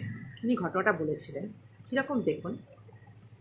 তখনকার দিনে কি হতো, একটা মানে জমিদারি ব্যাপারটা ছিল তো ওখানে, মানে তখন গ্রামগঞ্জে কি হতো, মানে এই একটা অঞ্চল, একটা বেশ কিছু একটা মহল্লা নিয়ে একটা জমিদার, তার থেকে আরেকটা মহল্লায় গেলে আরেকটা জমিদার, আরেকজন জমিদার, মানে এই গ্রাম ও গ্রাম, এক একটা গ্রাম ধরে ধরে একটা জমিদার বা জায়গিরদার, যাই হোক এরকম একটা বর্ধিষ্ণু কিছু পরিবার বাস করতো, তারা একটা মানে কি বলবো, সেই অঞ্চলে যেন সেই একটা নেতা দাদা এরকম একটা ব্যাপার স্যাপার চলতো সেই সময়। আইন কানুন সব ছিল তাদের হাতে, মানে যাকে ইচ্ছা করলে আমি মারতে পারবো, যাকে ইচ্ছা করলে তাকে আমি তাড়িয়ে দিতে পারবো, যাকে ইচ্ছা করলে, মানে আমার অর্থ আছে, আমি আমার মতন করে চলবো, যার অর্থ নেই তাকে আমি দমিয়ে রাখবো, সে আমার কথা শুনতে বাধ্য। মানে আমি জমিদার, আমার পয়সা আছে, আমি যা বলবো সেটাই হবে। তাহলে কি হবে, যারা গরিব তারা জমিদারের কথা শুনে হ্যাঁ হ্যাঁ হ্যাঁ এরকম করবে, এটা তারা খুব খুশি হন। কিন্তু যারা আবার আরেকটা গ্রামের বা আরেকটা তার সমপরিমাণ সমগোত্রীয় মানে অর্থবান লোক, তারাও কোনো গ্রামের জমিদার, তাদের মধ্যে তারা কিন্তু আবার এই জমিদারের বশ্যতা স্বীকার করতো না সেই সময়। তারা কিন্তু কি করতো, যে ঠিক আছে তুমি তোমার মতো আমি আমার মতন, তাদের মধ্যে একটা কি হতো, রেষারেষি ব্যাপার চলতো।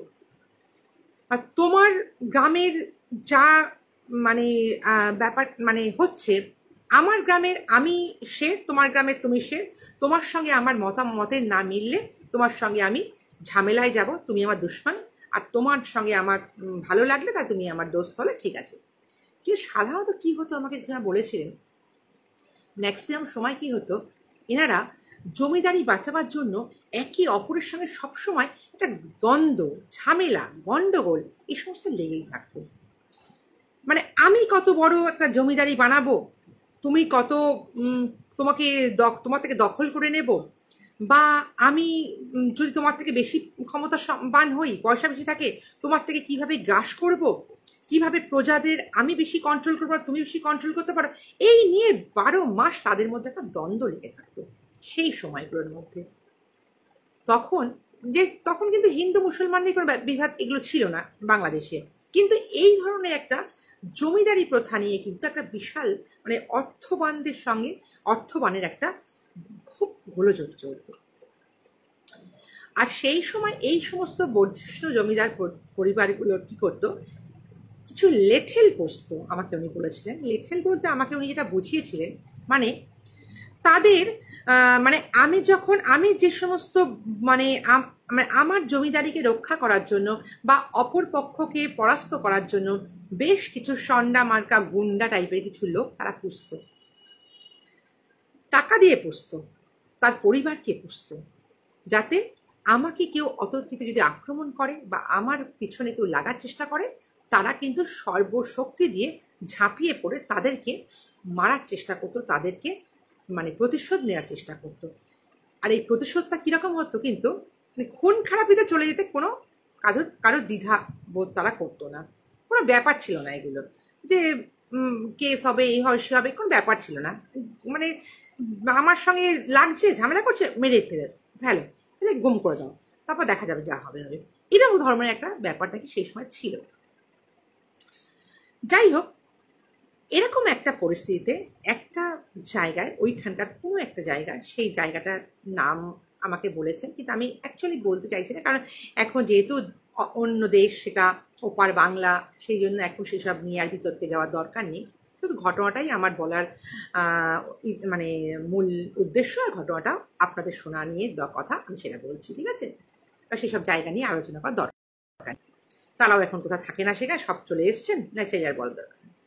তেমন একটা জায়গায় হঠাৎ সেই পরিবারের একজন লেঠেল ছিল, তার নাম ছিল রাখাল। সেই সময় তার বয়স ছিল রাখালের প্রায় 32 বছর বয়স ছিল। রাখালের পরিবার গ্রামের একটা খেটে খাওয়া পরিবার, সে এই জমিদারি থেকে টাকা পায়, তার পরিবারকেও রক্ষণাবেক্ষণ তারাই করেন। আর সেই জন্য এই রাখালের সেই যে জমিদার, তার প্রভুর প্রতি, প্রভুর পরিবারকে বাঁচানোর জন্য সে ভীষণভাবে দায়বদ্ধ, এবং সে প্রতিজ্ঞাবদ্ধ যে তার জীবন থাকতে, এরকম কি হতো ব্যাপারটা তখনকার দিনে, আমাকে যেটা বলেছিলেন জেঠিমা, তার জীবন থাকতে সে তার প্রভুর কোনো ক্ষতি হতে দেবে না। এই কারণে সেই মানে রাখাল কি করত, সব সময় বুক দিয়ে আগলে রাখত ওই পরিবারটিকে। আর ওইখানকার মানে ওই যে তার প্রভুরাও কিন্তু প্রচণ্ডভাবে ভালোবাসতো রাখালকে। শুধু রাখাল না, এরকম 7-8 জন থাকতো। আমাদের রাখাল একজন, রাখাল ছিল নাকি প্রধান ওই লেঠিল গ্রুপের মধ্যে। এবং যথারীতি যা হয় আর কি, যে আগেই আমি বললাম যে এই বর্ধিষ্ণু পরিবারের সঙ্গে আরেক গ্রামের বর্ধিষ্ণু পরিবারে একটা মানে ঝগড়ার মানে মানে দুশ্মনী একটা নাকি চলতেই থাকে, যা হয়। এবং সেই ওই পরিবার কি করতো, যে বর্ধিষ্ণু আরেকটা পরিবার, তারা সব সময় চাইতো যে এদের ক্ষতি করতে। কিন্তু রাখাল এমন একটা মানুষ ছিল যাকে দেখলে ওই পরিবারের কিন্তু এরকম কিছু লেঠেল ছিল, কিন্তু সেই লেঠেলগুলো নাকি এনাদের প্রচণ্ড ভয় পেত রাখালকে, মেনলি রাখালকে। কারণ হয় না যে ওই গ্রুপ যতটা শক্তিশালী তার থেকে এই গ্রুপটা শক্তিশালী, ওরা কিন্তু জানতো। তার ফলে যখনই কোনো গন্ডগোল গোলযোগ হতো, ওদের মানে ওরা এই পক্ষের কাছে, রাখালদের পক্ষের কাছে পুরো হেরে যেত। সেই কারণে কি হতো, এনাদের একটা অহংকারও ছিল যে আমার কাছে যা আমার মানে শক্তি আছে প্রতিরোধ করার, আমায় কেউ কিছু করতে পারবে না এই বাড়ির, এই জমিদারের। তার ফলে কি হতো, ওরা সবসময় টার্গেট করেছিল এই রাখালকে। রাখাল যদি এদের কাছে না থাকতে পারে তাহলে কিন্তু মানে ওরা আর পেরে উঠবে না, ওরা যা চাইবে না, অপোনেন্ট পার্টি যা চাইবে সেটা সম্ভব হবে। এদের সেই ক্ষমতা নেই বাকি লোকদের ওইভাবে করার। শুধু ওই পরিবার নয়, আরও গ্রামের অনেকেই ছিল নাকি এইভাবে মানে এই রাখালকে এবং রাখালের যে মানে প্রভু, সেই পরিবারকে, জমিদার পরিবারকে ভীষণভাবে হিংসা করতো। আর সেটা কিন্তু প্রধান কারণ ছিল রাখাল। রাখালকে শুধুমাত্র অন্য গ্রামের লোক নয়, এই গ্রামেরও বিভিন্ন লোক ভীষণভাবে ভয় পেত যে ও যদি একবার দাঁড়াতো বুক চিতিয়ে, তাহলে পরে লোকে মনে করতো বা হাত পা থরথর করে কাঁপতো যে মানে বোধহয় এক্ষুনি তাকে মেরে ফেলে দেবে, বা চোখ রাঙালেই সবাই ভয় পেত, এরকম ছিল আর কি। কিন্তু ভালো মানুষ ছিল রাখাল, কিন্তু কোনো খারাপ মানুষ ছিল না, অসৎ ছিল না, খুব ভালো ছিল। যাই হোক, এরকম অবস্থায় একদিন হঠাৎ কি হয়, খবর পাওয়া গেল হঠাৎ একটা দিন রাখালকে পাওয়া যাচ্ছে না। রাখাল যখন এখানে থাকতো, এই যখন ডিউটি করতো মানে এই বাড়িতে যখন আসতো, রাতে ফিরতো, রাতে বাড়ি ফেরার সময় যখন এখান থেকে বেরিয়ে গেছে নিজের বাড়ি যাবে বলে, বাড়িটা অনেকটা দূর তার গ্রামের মধ্যে শেষ প্রান্তে, সেখানে কিন্তু বাড়িতে পৌঁছায়নি। রাতে আর কিছু কেউ খোঁজ, তখনকার দিনে তেমন একটা ফোন টোন ছিল না, তারা কেউ খোঁজ করেনি। সকাল হতেই রাখালের বাড়ির লোকরা, বউ সবাই এসে খবর বাবা মা খবরাখবর নিতে জমিদার বাড়ি এসছে যে রাখাল কালকে রাত্রে বাড়ি যায়নি কেন। তখন এরা বলে, কেন, ও তো রাত্রে চলে গেছে। তখন ওরা বলছে, চলে গেছে কোথায়, বাড়িতে রাত্রে পৌঁছায়নি। এই করে কি হলো, সেই দিনটা তো সারা দিন খোঁজাখুঁজি হলো, এমনকি জমিদার বাড়ি থেকেও ভীষণ খোঁজাখুঁজি হলো। আর বাকি যে লেঠেলরা ছিল, ওদের দলটা, যে দলটা ছিল, তারা সবাই বিভিন্ন জায়গায় খুঁজলো, সেদিন কেউ কোথাও খুঁজে পেল না। দ্বিতীয় দিন দুপুরবেলা 12টা নাগাদ ওখানে একটা খাল ছিল, যে খালটা নাকি নদীতে গিয়ে মিশেছে। সেই খালে যে মুখটা মানে একটা মানে বেঁকা মতো জায়গা ছিল, মানে তার উপরে কালভার্ট, মানে বেঁকা মতো জায়গা একটা ছিল, মানে স্রোতের টানে যদি কিছু চলেও আসে ওইখানটা একটা গর্তে আটকে যায়। এটা হচ্ছে একটা জায়গা ছিল আর কি, সেখান থেকে আর বেরোবার জন্য আবার কিছু পরিষ্কার করে চলে যায়, এমন একটা জায়গা ছিল। খুব বৃষ্টি হলে সেটা হয় না, কিন্তু যখন মজে যায় গ্রামের, মানে বৃষ্টি কম থাকে খালটা, তখন কিন্তু পাখিগুলো আটকে যায়। ওরকম একটা জায়গায় দুপুরবেলা হঠাৎ খুঁজে পাওয়া যায় রাখালের দেহটা। রাখালের দেহটা পাওয়া যাওয়ার পরে খবর চলে যায়, সারা গ্রামে রটে যায় রাখালের দেহ পাওয়া গেছে। এমন সময় কি হয়, রাখালের ওই দেহটা দেখে গ্রামে ওর বাড়িতে নিয়ে যাওয়ার পর যা স্বাভাবিক, একটা ছোট্ট বাচ্চা ছিল রাখালের, একটা 5 বছরের ছেলে, ছোট্ট। সেই ছেলেটি তো মানে তার বোঝার ক্ষমতা হয়েছে মৃত্যু কাকে বলে, বুঝলেও সেটি তো ছোট, সে তো অতটা, সে আর মানে তার শোক অন্যরকম। কিন্তু রাখালের স্ত্রী, তার শোক তো বলার কথা রাখে না। তার মা, বাড়িতে বৃদ্ধ বাবা মা সবাই ছিল, তাদেরও শোকের তো ভাষা নেই। এমনকি জমিদার বাবু, যার বাড়িতে ও লেঠেলে কাজ করতো, সেই জমিদার বাবু পর্যন্ত সবাই এসে রাখালকে মানে মানে রাখালের ওই ডেড বডি দেখে মানে কেউ এমন নেই যে চোখের জল ফেলেনি। চোখের জল মানে মানে প্রত্যেকের পড়েছে, প্রত্যেকের। যাই হোক, এরকম একটা অবস্থায় ভীষণভাবে তো একটা মর্মান্তিক সময়ের মধ্যে ওই দুপুরটা কেটে রাত হলে দেহ নিয়ে যাওয়া হলো, কারণ দেহ তখন ডিস্টার্ব হয়ে গেল আর কি। যাই হোক, তারপর তো ওরকম হওয়ার পরে তো সেই দিন, তখনকার দিনে যেহেতু জেঠিমা বলছিলেন এইভাবে এত পুলিশ, এত পোস্টমর্টম হতো, কিন্তু এত পুলিশ, এত মানে ইনভেস্টিগেট কী হলো না এত কিছু তখনকার দিনে ছিল না। ন্যাচারালি হওয়ার সম্ভাবনা, বহু বছর আগেকার ঘটনা এটা, ন্যাচারালি সেটা সম্ভব নয়। তার ফলে মানে এখন জেঠিমা যথেষ্ট বয়স, তার মানে ছোটোবেলা মানে বোঝা যাচ্ছে কত কী সময় তখন। বলছেন যাই হোক, এইভাবে হওয়ার পরে তো বডিকে যথারীতি সৎকার করা হলো। এটা গেল দ্বিতীয় দিনের ঘটনা, মানে যে খুঁজে পাওয়া যাচ্ছে না, তারপর দ্বিতীয় দিনে ওর বডিটা খুঁজে পাওয়া গেল। ওই রাত্রিটা তো কাটলো। তৃতীয় দিন কাটার মানে চতুর্থ দিনে আগে বা তৃতীয় দিনে, দ্বিতীয় দিন শেষ হয়ে যায়, তৃতীয় দিনের মাথাতেই দুপুরবেলা বাচ্চাটা তো ছোট ছেলে, 5 বছরের বাচ্চা, সে তো মানে খেয়ে দিয়ে মানে শুয়ে দেখে ঘুমিয়ে পড়েছে বাচ্চা, এরকম একটা চলেছে দেখেছে চোখের সামনে। হঠাৎ ঘুম ভেঙে বলছে, মা বাবার কাজ করো না, বাবার কাজ করো না। তা বলছি কি বলছে ও, কি বলছিস? তো সবার শাশুড়িকে, শ্বশুরমশাইকে বলছে, দেখুন বাবা দেখুন মা, আপনার নাতি কি বলছে, বলছে বাবার কাজ করো না। প্রথম কথা হচ্ছে, ও একটা ছোট বাচ্চা, ও স্বপ্নে কি এমন দেখলো যে বাবার কাজ ব্যাপারে কি বোঝে? ও তো বোঝেও না যে শ্রাদ্ধ শান্তি কাজ, এটা বোঝে না। তখন বলছে যে বাবার কাজ করো না। তখন ওরা বলছে দাদা ভুলভাল কিছু স্বপ্ন দেখেছে। আর যেহেতু তার অপঘাতে মৃত্যু, সেহেতু ওরা ঠিক করেছিল যে 3 দিনে যে কাজটা হয়, তেরাত্রি করে ওই কাজটা শেষ করবে, ওই কাজটা করে নেবে।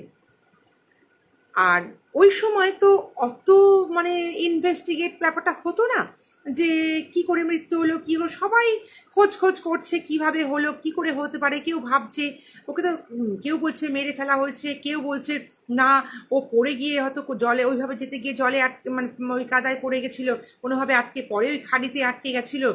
কিছু বিভিন্ন রকম মতামত, কেউ বলছে না ওকে খুন করা হয়েছে, কিন্তু কোনো খুনের যে মানে সেইভাবে কোনো মেরে গলা টেপা বা কিছু, আর যেহেতু একটা রাত্রি পুরো রকম থেকে জলে ফুলে গেছে, কিছু বোঝাও যাচ্ছিল না, যার ফলে সেই রকমভাবে কেউ ধরতে পারছিল না কি হয়েছে, কি করে মৃত্যুটা হলো।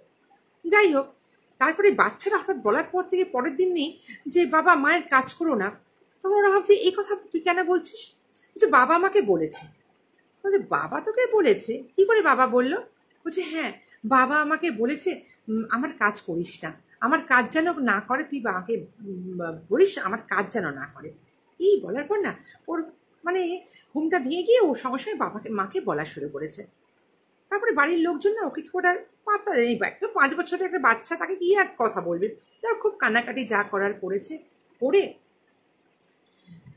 বারবার শুধু মনে মনে ওর মা ভাবছে কি হলো ঠাকুর, কি করে ওকে এরকম কি কি দেখলো আমার মেয়ে ছেলেটা যেরকম বলছে। যাই হোক, ছেলেটা তো সন্ধেবেলা আবার মানে ঘুমিয়ে যেরকম হয় ঘুমিয়ে পড়েছে, খানিক কথা না আবার লাফ দিয়ে উঠে পড়েছে। উঠে পড়ে বলছে, মা জানো তো বাবা কিন্তু আমার কাছে এসেছিল, বাবা না আমার পাশে বসছিল। বলছে কোথায়? আমি তো ঘরে এসেছিলাম, তোকে বাবা তো ছিল না, তো আমি তো বাবা কোথায়, বাবাকে তো দেখলি না, এরকম বাবা তো চলে গেছে, বাবা তো তারা হয়ে গেছে আকাশে, বাবা নেই রে, আমাদের ছেড়ে চলে গেছে। ও কিছুতেই মানে না, বলে না বাবা আছে, বাবা আমার কাছে এসেছিল, বাবা কথা বলেছে, বাবা কিন্তু বলছে কাজ করবে না, বাবার কাজ করবে না। বলছে বাবা আবার নিজেই বলছে, মা বাবা কি কাজ করতে না করলো? ও না বুঝতে পারেনি, ওর মাও না, বাড়ির লোকরা, ওর দাদু ঠাকুমা কেউ না, যারা আশেপাশে গ্রামবাসীরা কেউ ব্যাপারটা বুঝতে পারেনি, তারা ওকে আর পাত্তাও দেয়নি। যথারীতি পরের দিনকে যে কাজটা হয়, সেই কাজ করার জন্য শ্রাদ্ধ হবে বলে সব ঠিকঠাক করেছে। এইবারে যে তখনকার দিনে গ্রামের বাড়ি, উঠোনেই কি করেছে, অত তাড়াতাড়ি তো অত প্যান্ডেল এত কিছু করার মতো ক্ষমতাও নেই, কিছুই সেরকম করেনি। কোনো মতে 4টে বাঁশ দিয়ে টান পুঁতে ওপরে একটা সামনে মানে প্যান্ডেলের ছাউনি একটা দিয়ে কাজ করার ঠাকুরমশাইকে ডেকে, যেটা না করলে নয় সেই রকমই জিনিসপত্র নিয়ে কাজ করার জন্য বসেছে, যা যা রাখতে হয় সেটা বসেছে। বলছে কাজ করতে বসেছে এমন সময়, মানে ঠাকুরমশাই একটু কাজকর্ম করেছে সবেমাত্র, এমন ঝড় উঠলো যে মানে উঠোনের মধ্যে যেখানে কাজ হচ্ছিল, বলছে ওই বাঁশগুলো পড়ে কোথায় যে কাপড় উড়িয়ে নিয়ে গেল, যেখানে সব ওই কাজ হচ্ছিল, চাল টাল রাখা, ফল টল যেগুলো যেগুলো রাখে সব লন্ড ভন্ড, মানে কিচ্ছু মানে সেখান থেকে ওই মানে মিনিট পাঁচিকের ঝড়ে মানে বলছে ওখানকার জিনিস পুরো লন্ড ভন্ড, মানে ওগুলো গুছিয়ে যে আবার সেই শ্রাদ্ধ ওই আসনটা তৈরি করা হবে সেরকম কিছু আর মানে উপায় ছিল না। প্রচন্ড পরিমাণে তো ভয় পেয়ে গেল, এর আগে কি হলো, এরকম কেন হলো বলে সঙ্গে সঙ্গে ঠাকুরমশাইকে ওনার মানে রাখালের স্ত্রী বলল যে ঠাকুরমশাই একটা কথা আপনাকে বলা হয়নি, আমার ছেলে কিন্তু কালকে থেকে বারবার বলছে, দুপুরবেলা থেকে ওর বাবা নাকি ওর কাছে এসেছিল ঘুমের ঘরে, বাবা নাকি বারবার ওকে বলেছে কাজ করিস না। কি কাজ করতে বারণ করেছিল, আর এই কাজটা কেন করা গেল না, এই শ্রাদ্ধের কাজটা তো বন্ধ করা হয়ে গেল, এটা এবার তাহলে কী হবে? তখন ঠাকুরমশাই বলছে সে কি, তোমরা তো আমাকে এগুলো বলোনি এগুলো আগে, যেরকম বলছে না আমরা তো ওই বাচ্চা ছেলে তার কথা কোনো সময় গুরুত্ব দিইনি না, ওর শ্বশুরমশাই সবাই বাড়ি আর যা সব ছিল তারাও সব বললো, এরকম সে আমরা তো ব্যাপারটা গুরুত্ব দিইনি, তাই জন্য আমরা কিছু বলিনি আপনাকে।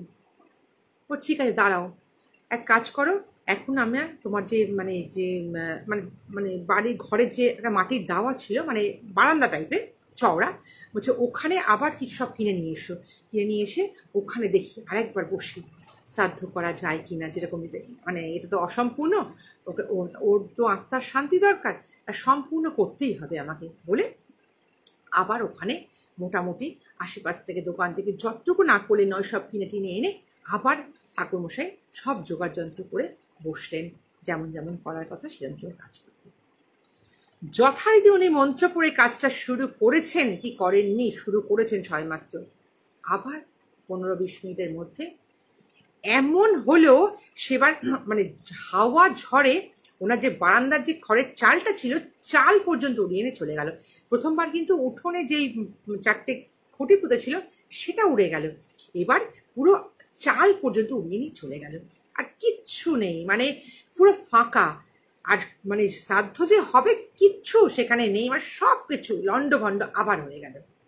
তখন ঠাকুরমশাই বললেন না, এ কাজ করা যাবে না, এ কাজ তোমার করা যাবে না, কারণ কি ওকে তো বলেছে, এইবার তো কিন্তু আমার পুরো মনে হলো যে ও যে বলেছে ওর তুই কাজ করিস না, মাকে বারণ কর, ছেলেটা যে বলেছে সেটা সত্যি কথা, তার মানে তোমার স্বামী চায় না যে তার এখন কাজ হোক, তার আত্মার শান্তি এখনই হোক, কারণ শ্রাদ্ধ হয়ে গেলে তার কিন্তু আত্মা একটা নির্দিষ্ট লেয়ার থেকে স্তর থেকে ওপরে চলে যায়, সে কিন্তু চাইছে না যে তার আত্মাটা এই মুহূর্তে শান্তি পাক, করতে হবে না, থাক 13 দিন হোক, 13 দিন হলে ওদের 13 দিনে কাজ হতো নাকি বলেছিল, 13 দিন হলে আবার একবার আমরা কাজ করব, দেখবো তখন কি হয়।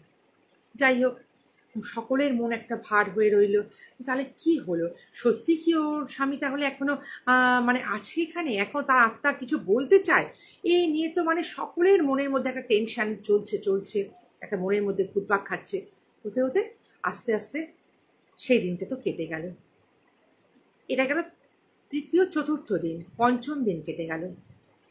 ষষ্ঠ দিন সকালবেলা উঠে ভোরবেলা বাচ্চাটা ওর মাকে বলছে, মা বাবাকে না মেরে ফেলা হয়েছে জানো, বাবাকে না মা মেরে ফেলেছে। মা বলছে কে মেরে ফেলেছে? বাবা তো রাত্রে এসেছিল, আমাকে বলে গেছে বাবাকে মেরে ফেলা হয়েছে। তখন ওর মা বলছে কখন বাবা এসেছিল, তুই তো আমার কাছে শুয়েছিলিস, রাত্রে তো আমি তোর কাছে শুই, কোথায় বাবা তো আসেনি, আমি তো দেখতে পাইনি, কখন বাবা এসেছিল? বলছে হ্যাঁ বাবা এসেছিল, এই তো ভোরবেলা বাবা এসেছিল, তারপরেই তো আমার ঘুম ভেঙে গেছে, তারপরেই তোমাকে আমি বলছি মামা তুমি শিগগিরই ওঠো, বাবাকে না মেরে ফেলা হয়েছে। তখন বাবা ওর মা বলছে দেখুন, বাবা শ্বশুর শাশুড়িকে, বাবা দেখুন, মা দেখুন কি বলছে আপনার নাতি, বলছে বাবা এসেছিল, বাবাকে মেরে ফেলা হয়েছে। তখন বলছে কোথায়, বাবাকে কে মেরেছে তুই জানিস, তোকে বলেছে কে বাবাকে মেরেছে? তখন বলছে তুমি চলো, আমি দেখেছি বাবাকে কোথায় মারা হয়েছে, আমি চিনতে পেরেছি, আমি তাদের দেখেছি, আমি চিনতে পেরেছি। তখন বাবা তুই, মা বলে যে তুই চিনিস, তুই চিনতে পারবি সেখানে গেলে যে কে তোকে বাবাকে মেরেছে? বলছে হ্যাঁ, তাদের আমি দেখলাম, বাবা দেখিয়েছে, আমি চিনি কোথায় বাবাকে মেরেছে। বলছে কোথায় বল? বলছে বলতে পারবো না, তুমি চলো আমি নিয়ে যাচ্ছি। বলে এই কথা শোনার পরে ওর রাখালের স্ত্রী, রাখালের বাবা মা, রাখালের ভাই, যারা যারা আত্মীয় স্বজন ছিল তারা, এবং বাড়ির আশেপাশে সবাইকে বলে। অনেক লোকজন, গ্রামবাসী সব একত্রিত হয় এবং জমিদার বাড়িতেও সেই খবরটা দেওয়া হয় যে এরকম ধরনের ঘটনা ঘটেছে। জমিদার মশাই থেকে শুরু করে তাদের বাড়ি থেকে সব লোকজন আসে, এসে তখন বলে ঠিক আছে চল তো, কোথায় তুই দেখেছিস, কার বাড়ি, নিয়ে যেতে পারবি? বলে হ্যাঁ। বলছে নাম বল? বলছে নাম জানি না, বাবা দেখিয়ে দিয়েছে, কোথায় বাবা বলেছে সেখানে। ও তখন হঠাৎ বলছে বাবা বলে দিয়েছে, এরা সবাই না ভীষণভাবে অবাক। ওইটুকু বাচ্চাটা, 5 বছরের ছেলে, সত্যি কথা সে বলতে পারছে না কার বাড়ি, অথচ বাবা দেখিয়ে ও বলছে আমি চিনে যেতে পারবো। সবাই না প্রচন্ড ভয় পেয়ে গেছে। গিয়ে তখন বলছে চল তাহলে। ওই বাচ্চাটা আগে আগে যাচ্ছে, ও এই গ্রামবাসী অনেক লোক, জমিদার, এই বাড়ির লোক, রাখালের স্ত্রী, রাখালের বাড়ির লোক, হই হই করে সবাই পিছন পিছন যাচ্ছে। গিয়ে দেখছে বেশ অনেকটা দূর, মানে এই গ্রাম ছাড়িয়ে অনেকটা দূর। তখন এরা বলছে আর কত দূর? ও চলো না চলো না বলে নিয়ে যাচ্ছে। ওকে তো কিছু বলতে পারছে না কার বাড়ি, কে কি বৃত্তান্ত, কিচ্ছু না, শুধু ও হাঁটছে, এরা পিছনে দুজন হাঁটছে। গিয়ে একটা মানে প্রায় মানে এই গ্রাম ছাড়িয়ে আরেকটা জায়গায় গিয়ে একটা বড় বাড়ির সামনে এসে দাঁড়িয়েছে। দাঁড়ানোর পর এরা বলছে, তখন এই জমিদার যার বাড়িতে রাখাল কাজ করতো সে বলছে এ তো চিনি, এ তো মানে একটা নাম বলেছেন, এ তো ওদের বাড়ি, এই মানে সেই একটা বিরাট বর্ধিষ্ঠ তারা একটা ফ্যামিলি ওই গ্রামের। বলছে ওরা তো এই বাড়ি। তখন বলছে, তখন এই রাখালরা বলছে, রাখালের মানে স্ত্রী এরা সব বলছে হ্যাঁ, তা এখানে উনি এলো, তখন তুই এখানে কেন এলি? চলো না চলো না, ভেতরে চলো ভেতরে চলো। বলে ওদের দেখি এবার কি করেছে, ওই বাড়ির লোকেরা সব বলছে কি হলো এখানে তোমরা এত লোক ভিড় করে কেন এসেছো? ওই বাড়ির সব লোকরা তাদের যারা সব লেটেল পেটেল তারা সব এগিয়ে এসছে, আটকে দিচ্ছে, ঢুকতে দেবে না। তখন বাচ্চাটা না খুব একটা শক্তি হয়ে গেছে, বাচ্চাটা বলছে আমি ভেতরে যাব, আমার যেতে দাও। তখন এরা সব বলছে, ওই বাড়ির লোকেরা তুই কে, তুই কেন যাবি ভেতরে, তুমি বল আমাদের কেন, তোর কি চাই? তখন এরা সবাই বলেছে দেখো তুমি আমাদের আটকিও না, আমরা কিছু ক্ষতি করতে তো আসিনি। আর এনাকে যেহেতু এই জমিদার বাবু এসছেন এইবারে, এনাকেও সবাই চেনে। তখন বলছে এদেরকে যে আপনি এসছেন, বলছে দেখো এই বাচ্চাটি বলছে ভেতরে যাবে, কিছু একটা দরকার, ওকে যেতে দাও না। এরা কিছু বলেনি কিন্তু কোনো ঘটনা, কেন এসছে। তখন এরা জোর জবর করাতে বা ওরা ভাবছে কি না কি, কিন্তু ওদের বাড়ির দুজন ছিল, তারা কিন্তু এই যে ওরা বাচ্চাটাকে চিনতো না যে রাখালের বাচ্চা, কিন্তু দুজন ছিল ওদের যা লেটেলদের মধ্যে, তারা কিন্তু চিনতে পেরেছিল রাখালের বউকে এবং তার মা বাবাকে। ওরা বাড়িতে সঙ্গে সঙ্গে দৌড়ে ভেতরে গিয়ে বাড়ির আরো কয়েকজনকে ডেকে নিয়ে এসছে। এসে বলে তারা বোধহয় বলে দিয়েছে যে দেখো রাখালের বউ এবং তার বাবা মা সব এসছে এখানে। ওরা এসে বলছে আপনারা কেন ঢুকছেন, আপনারা ঢুকতে দেবো না ভেতরে। তখন বলছে যে না এই বাচ্চাটি এসছে একটু আপনাদের বাড়িতে যাবে বলে ভেতরে। তখন বাচ্চাটি কে? বলছে বাচ্চাটি কে সেটা পরে বলছি, আগে একটু ঢুকতে দিন না, এই জমিদার বলেছে। কিন্তু ওরা রাখালের স্ত্রী কি আর বাবা মাকে দেখে বাচ্চাটা একটু ঢুকতে দেবে না। কিন্তু বলে কি হবে, ওরা বলছে জেঠিমা যে বাচ্চাটার নাকি এত তখন গায়ের একটা প্রবল শক্তি এসে গেছিল, ও সবাইকে ধাক্কা মেরে একা ভেতরে দৌড়ে চলে যায়। গিয়ে একদম ভেতরে গিয়ে ওদের একটা ভেতরে মাঠ আছে, মানে জমি আছে ভেতরে, বাড়ির ভেতরে তার একটা চালা ঘর আছে, মানে সেই চালা ঘরে সব মাঠে জিনিসপত্র থাকতো, দেখাশোনা রাখতো আর কি, সেইখানে সেই চালা ঘরে দৌড়ে সেখানে গেছে। গিয়ে সেখান থেকে ও একটা লাঠি আর একটা গামছা তুলে নিয়ে চলে এসছে। এসে আবার দৌড়ে ঊর্ধ্বশ্বাসে বাইরে এসছে পেছন দিক দিয়ে, এসে বলছে মা দেখো, এই দেখো মা দেখো, বাবার গামছা, বাবার লাঠি। তখন বাইরে সবাই তো দেখে একদম মানে মানে কি বলবো থ হয়ে গেছে, সবাই চমকে উঠেছে। সত্যিই তো রাখালের স্ত্রী, বাবা মা বলছে সত্যিই তো এটা রাখালেরই গামছা, আর এই লাঠিটা রাখালের লাঠি। আর রাখাল যেহেতু এত বড় লেঠেল ছিল, তার লাঠি জমিদার বাবুও চিনতেন কোনটা তার লাঠি, এত বছর দেখে অভ্যস্ত। তখন বলছে যে সত্যি এটা রাখালের লাঠিটা তো আমরা সবাই চিনি, এটা তুমি কোত্থেকে পেলে? বাচ্চাটাকে বলছে।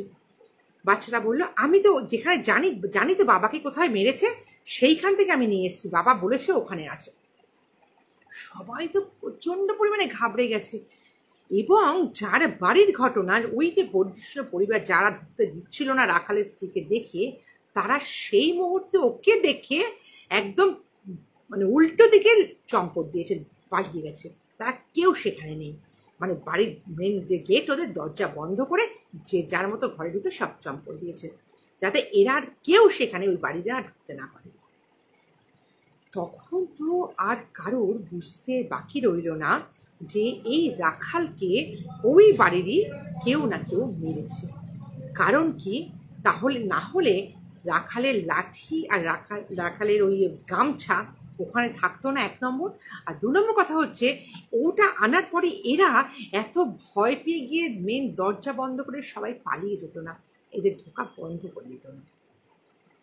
এই ঘটনাটা ঘটার পরে কেউ রাখালেরকে মেরেছে তাই দোষীদের কি শাস্তি দেবে, তার আগে তো এরা নিজেরা থরথর করে কাঁপছে ভয়ে, যে কি করে ওইটুকু 5 বছরের বাচ্চা সে জানতে পারলো যে রাখাল কে এইভাবে এখানে মারা হয়েছে। তার মানে ওকে কি ওর বাবা এসে সত্যি প্রত্যেক দিন, ও যে বলতো বাবা আমাকে এটা এটা বলে গেছিল, প্রত্যেক দিন কি বাবা সত্যি ওকে বলতো এসে? বা এই যে বললো আমি জানি বাবা কোথায়, ও কিন্তু নাম জানে না, কিচ্ছু জানে না, অ্যাড্রেস জানে না, কিচ্ছু জানে না, কিন্তু কোন বাড়ি বাবা ওকে দেখিয়ে দিয়েছিল, ও সেই মতন কিন্তু এসেছিল। আর বাবা যে ওকে বলতো যে কাজ করিস না, মানে আমার কাজ যেন না করে, আমার কাজ যেন না করে, তার মানে কি বাবা ওর কাজটা করতে বারণ করেছিল এই কারণে, কাজ করলে ওর আত্মা যদি তৃপ্ত হয়, শান্তি পেয়ে চলে যায়, তাহলে তার খুনিকে ধরাতে পারবে না, এই জন্য। এইটা জানার পরে সকলে ওর খুনিকে ধরবে কি, এইটা নিয়ে প্রচণ্ড পরিমাণে ভয় পেয়ে তার আগে বাড়ি চলে আসে। বাড়িতে এসে তারপর জমিদার মশাই ওদের বলে, তোমরা কিচ্ছু করো না, এখন কোনো কথা না, আর 10 দিন যাক, তারপরে 13 দিন আসুক আর কি, মানে 5-6 দিন হয়ে গেছে, 6-7 দিনে 13 দিন আসবে, 13 দিন হোক। আমরা যখন সব জানতে পেরেছি, ওর আগে সুন্দরভাবে ওর আগে শ্রাদ্ধ শান্তি করব, আমি দায়িত্ব নিয়ে ওর শ্রাদ্ধ শান্তিটা করাবো, তোমাদের কিচ্ছু করতে হবে না, সব খরচ দায়িত্ব আমার, আমি কাজ করাবো। তারপরে ওর পিণ্ডদান করাবো, যেভাবে যেভাবে পিণ্ডদান করে করা হয়, যেভাবে পিণ্ডদান করে কাজ করলে ওর শান্তি হবে, ঠাকুরমশাই বলবে যেভাবে, সেইভাবে ওর শ্রাদ্ধ আমি করব, করে ওর আগে আত্মার শান্তি দেব। তারপর আমরা খুনির নিয়ে এই তদন্ত বা যা যা করা সেটা করব। যথারীতি ওই 13 দিন পরে তার শ্রাদ্ধ শান্তি আবার নতুন করে ওর বাড়িতে করার জন্য ওই উঠোনে কিন্তু ঠাকুর, মানে জমিদার বাড়ির জমিদার মশাই নিয়ে দাঁড়িয়ে থেকে নিজে খরচা করে, মানে যেরকম জমিদার বাড়ির শ্রাদ্ধ হয় সকলের, সেইভাবে ষোড়শ প্রচারের শ্রাদ্ধ করলেন। আশ্চর্য ব্যাপার, সেই দিন শ্রাদ্ধে কিন্তু এই ঠাকুর মশাই করেছিলেন, কিন্তু কোনো বিঘ্ন ঘটল না, কোনো কিচ্ছু ঝড় হাওয়া কিচ্ছু না, এবং মানে খুব সুষ্ঠুভাবে সুন্দরভাবে সেদিন কিন্তু ওর শ্রাদ্ধটা করা গেল, করতে পারল। এরপর শ্রাদ্ধ শান্তি মিটে গেলে যে যেভাবে ওকে ঘাট, মানে পিণ্ড সরা খাবার দাবার সব দেওয়া হয়, সব দেওয়া হলো, দিয়ে তারপর ওর যে মানে সব মিটে যাওয়ার পর, কাজ মিটে যাওয়ার পর, এবার জমিদার বাবু নিজে দায়িত্ব নিয়ে বললেন, আমি এবার দেখব রাখালকে কে মেরেছিল। তারপর তিনি নিজের প্রচেষ্টায় সমস্ত, মানে যেভাবে যে ব্যবস্থা করে, তখনকার দিনে যে নিয়মকানুন ছিল, মানে জমিদারি যে মানে যে কী বলে ওটাকে যেন, জেঠিমা বলেছিলেন, ওই একটা গ্রামে যে একটা পঞ্চায়েত বসতো, মানে মোড়লটা থাকতেন, পঞ্চায়েত বসত করে সমস্ত, মানে যেটা আইন ব্যবস্থাটা নেওয়া হতো, সেইভাবে সব কিছু করে জানা গেল সত্যি ওকে যখন রাত্রিবেলা এই জমিদার বাবুর বাড়ি থেকে কাজ শেষ করে ওই রাখাল নিজের বাড়ি ফিরছিল, সেই সময় বাকি ওই যে যার বাড়ির যাদের সঙ্গে এদের শত্রুতা ছিল, যে বাড়িটায় গেছিলেন বাচ্চারা দেখিয়ে দিল, সেই বাড়ির লেঠেলরা ওকে রাস্তায় একা অনেকে মিলে ধরেছিল। ধরে তাকে মানে যে কোনোভাবেই হোক, মাথায় মেরেই হোক বা গলা টিপেই হোক বা যেভাবেই হোক, তাকে ওখানে পুঁতে রেখে মানে মানে জলের ওইখানে ওই জলের মধ্যে পুঁতে রেখে এসেছিলো। যেহেতু সেখানটায় জল সেই সময় কম ছিল, কাদা ছিল, আস্তে আস্তে সেখানে জল পরে আসার পরে বডিটা আস্তে আস্তে ভেসে ওঠে, যেখানে সে পোতা ছিল সেখানটা আর নেই। আর যেহেতু ওকে জানতে কেউ বুঝতে না পারে, সেই জন্য ওর গামছা, ওর লাঠি সব নিয়ে ওরা ওখানে লুকিয়ে রেখেছিল ওদের বাড়িতে। জানে ওরা জমিদার একটা ফ্যামিলি, তাদের একটা বিশাল জায়গা, তাদের একটা চারিদিকে নিরাপত্তা আছে, সেখানে কেউ কখনো খুঁজে পাবে না, সেখানে রেখেছিল। কিন্তু এইভাবে যে একটা বাচ্চা গিয়ে সেখানে খুঁজে বার করে নিয়ে আসবে, এটা তারা বুঝতে পারেনি। তারপরে তাদের বিচার ব্যবস্থা যেভাবে যেভাবে করার সেটা হয়েছিল।